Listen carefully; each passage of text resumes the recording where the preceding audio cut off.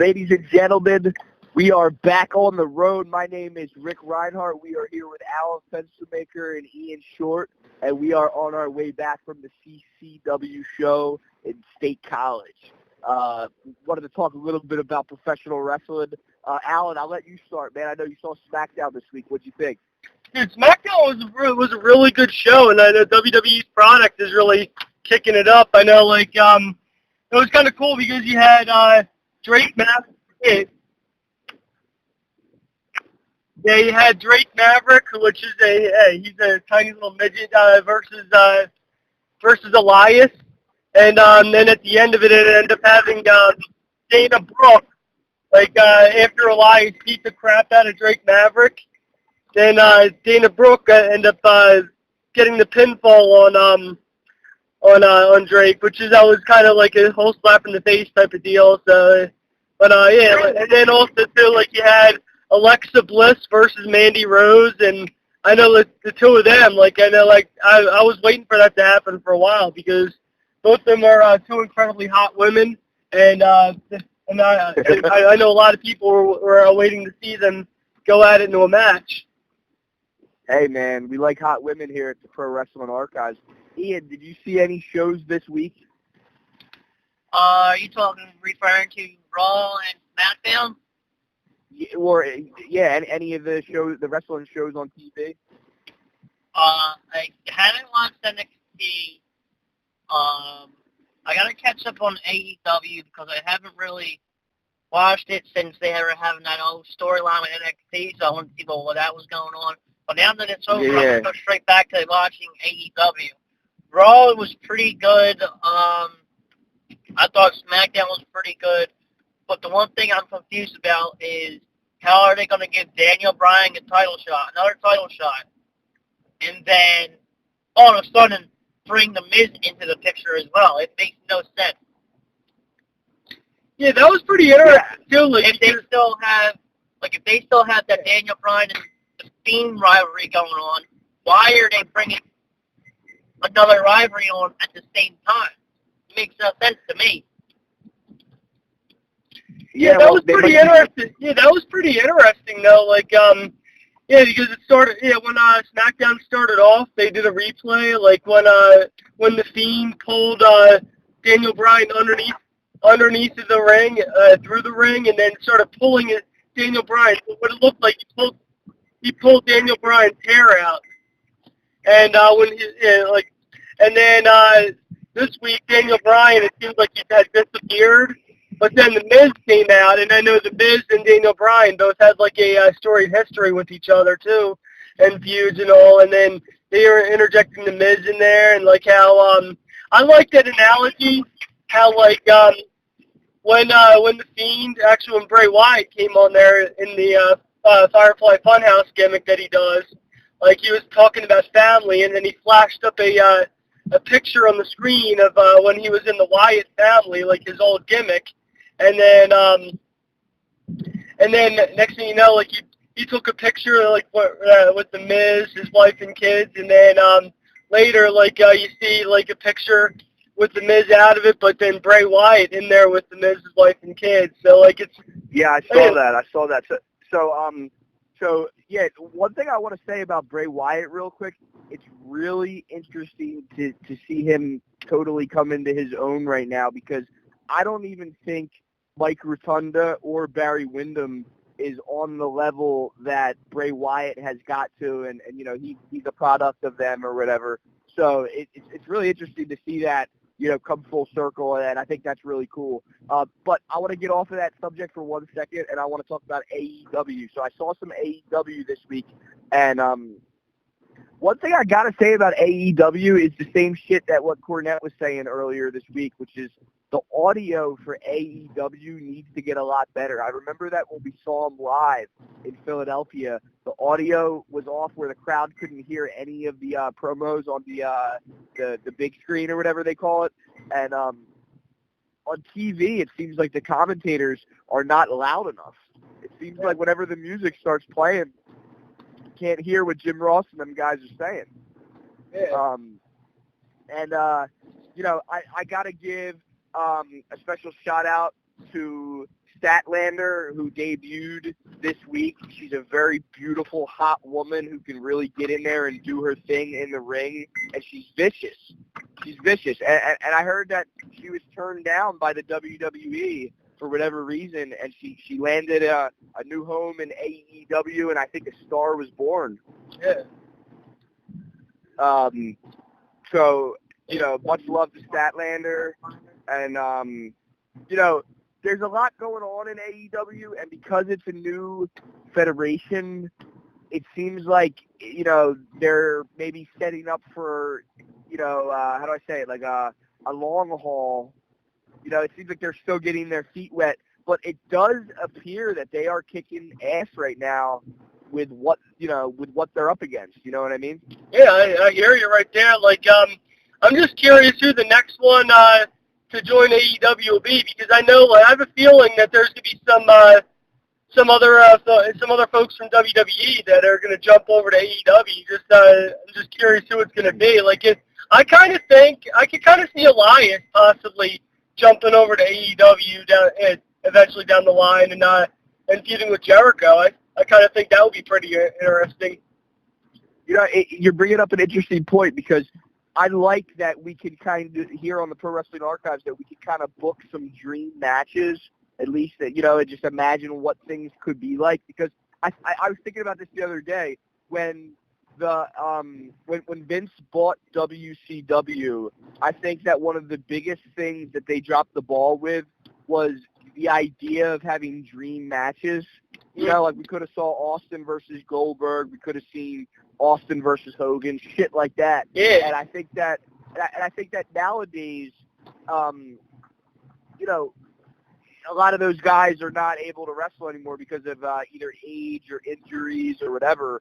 So I think that if WWE wanted to bounce back from the hole that it's been in as far as the direction of the product, I think that they should be considering dream matches, and I think that we should start planting those seeds here at the Pro Wrestling Archives. I'd like to see some of the old ECW guys show up in AEW. I know Van Dam's been under contract with Impact, so I don't see that happening anytime soon. But Teddy Hart was just released from MLW. Maybe Teddy Hart will show up in AEW or the WWE.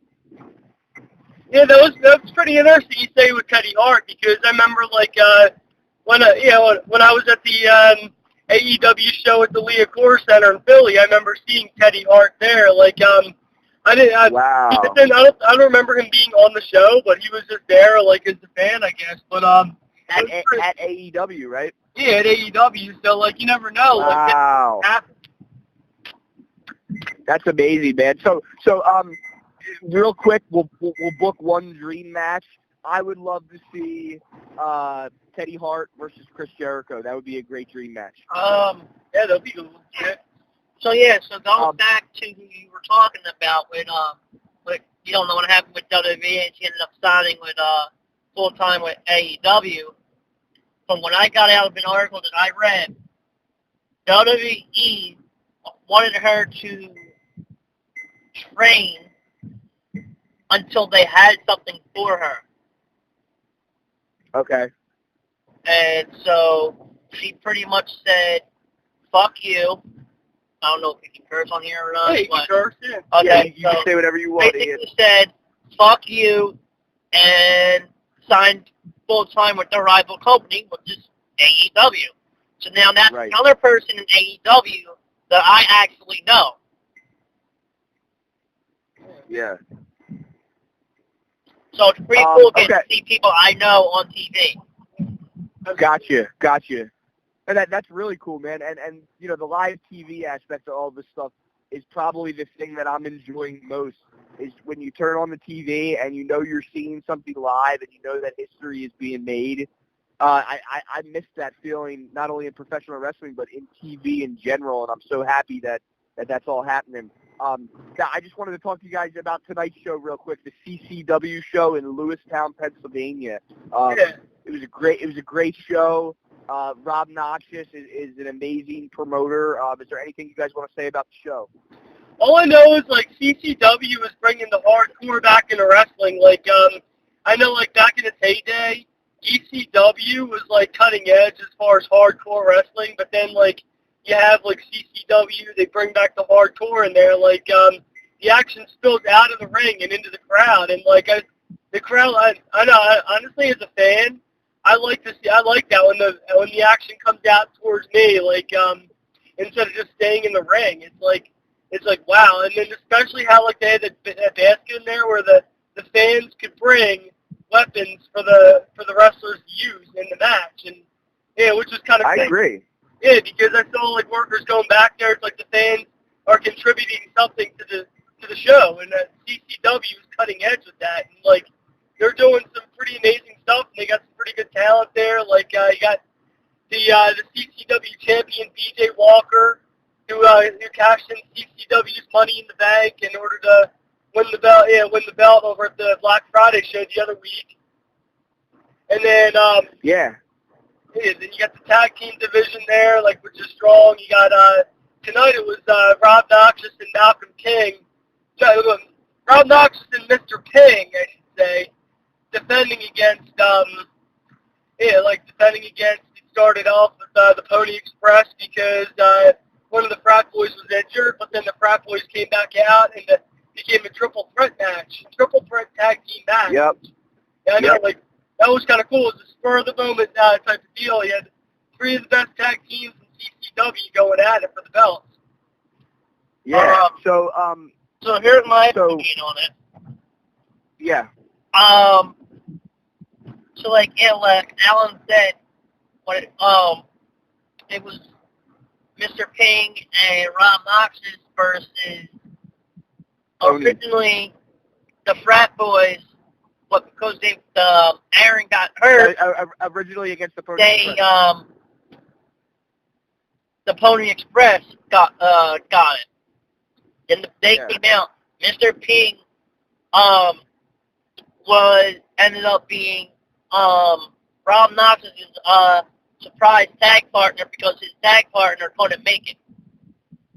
Right. And at the end of the night, the match ended up being really good. Right. Noxious didn't make it tonight. Yeah. The World Heavyweight title match, that was a pretty good match. Yeah. It's nice to see BJ Walker come into his own, you know? Yeah, BJ Walker, he's a rising star, man. Like I wouldn't be surprised if WWE picked him up, or even AEW for that matter. Or hell, even it's going to be fun to see some of these guys that we've been watching, possibly show up on TV. You know, I know that some of them guys were on Raw before. Like, I remember the Sexy Psycho Adrian Bliss was on Raw, and I remember seeing Bro Keller on Raw. Yeah. Like, just that, they were just doing, like, kind of, like, extra work. It was senior, cool them, man, you know? CZW senior referee, Aubrey, he was on Raw as one of the conga line people for No Way Jose. Yeah. And actually, too, like, another thing I'd like to build up, too, I know, like, I could see a decent feud going on between BJ Walker and Bulletproof Jorian Black, because I know earlier tonight during the show, like, just to see the two of them, like, go head-to-head, nose-to-nose with each other, I could just see them two having, like, an amazing feud. I agree. There was a story being told tonight through their throughout the show, which I thought was really interesting, you know, because, when a show starts that way and then a show ends that way, it still leads to the next show. So I think that's pretty cool they did that. Yeah. Because I know, Bulletproof Jorian Black, I know, like, he's really coming into his own big time, like, and he's making waves in CCW, and then BJ Walker. Yeah, he's a big guy. How tall is that guy? Jorian Black, he's probably like in the upper 6 foot or even like 7 foot, I'd say. He's a pretty big man, and yeah. I was watching him after the show, and I was just trying to get a read on how tall he might be. I would say he's anywhere between 6'5" and 6'8". Yeah. Something like that. You know, maybe not 6'8". 6'8's really tall if you've ever stood up next to somebody who's 6'8". Yeah. there was this guy that used to work at my school in high school. His name was Big Mike, and he was a huge motherfucker. He was like 6'6". So I think Jorian Black somewhere around his size, maybe a little bit taller. Yeah. But yeah, something I really like about the hardcore wrestling that CCW is doing is when I was at the arena back in the day and they'd brawl into the crowd, I mean, you really had to kind of watch yourself so that you didn't get hit with a foreign object or a flying fucking piece of a table or, you know, some kind of projectile object. And when you're out there at the CCW shows, that's how it feels, man. It's like if you watch a real fight, like let's say a real fight breaks out at a Wawa, you know what I'm saying? And you're just sitting there watching.